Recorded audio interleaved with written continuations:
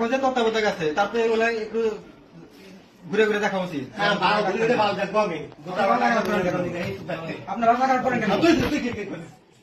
রান্নাঘর করেন কেন? আমরা আরে নেব কেন? আমি এখন অস্ত্র রেখে গলা কাটে মন্দ করে দেবো না আমি।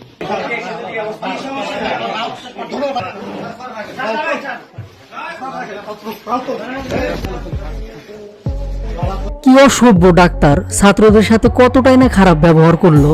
আজকে বিকালের ঘটনা, সিরাজগঞ্জ সদর হাসপাতালে ছাত্ররা পরিষ্কার পরিচ্ছন্নতা কর্মসূচি চালাচ্ছিলেন।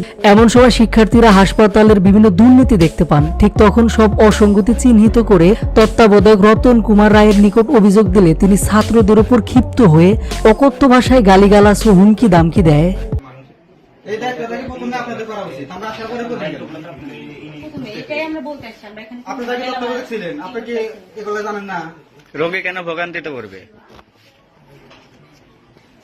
3টা জায়গায় গেছে তো। এখন যে তত্ত্বাবধায়ক আছে তারপরে এগুলো একটু ঘুরে ঘুরে দেখা উচিত। আপনারা রান্নাঘর করেন কেন? রান্নাঘর করেন কেন? আমরা আরে নেব কেন? আমি এখন অস্ত্র রেখে গলা কাটে মন্দ করে দেবো না আমি। অস্ত্র নিয়ে গলা কাটে আসছে, তাহলে গলা কাটে। এখানে তো শুধু বলতে এখানে কেন হয়? আমার সোজা খেয়ে কালকে আবার স্যার সে কালকে বলা হয়েছে, আজকে আপনি বলে কালকে জানেন। বলা হয়েছে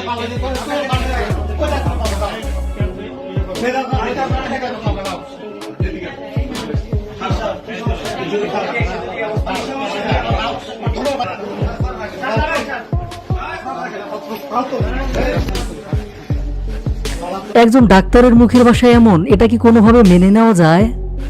সকল শিক্ষার্থীরা মিলে খুব সুন্দর ব্যবহার করে একটা চিঠির মাধ্যমে অভিযোগপত্র দিয়েছিলেন। শুধু এটুকুই বলে দুর্নীতির বিরুদ্ধে একটু তদারকি করবেন, ব্যাস। একথা শুনে এভাবে ক্ষিপ্ত হয়ে রীতিমতো অশ্লীল ভাষা ব্যবহার করেন সেই ডাক্তার। সামাজিক যোগাযোগ মাধ্যমে যে ভিডিও নিয়ে রীতিমতো সমালোচনার ঝড় উঠেছে, এখন সবাই ডাক্তারের পদত্যাগ চাচ্ছে।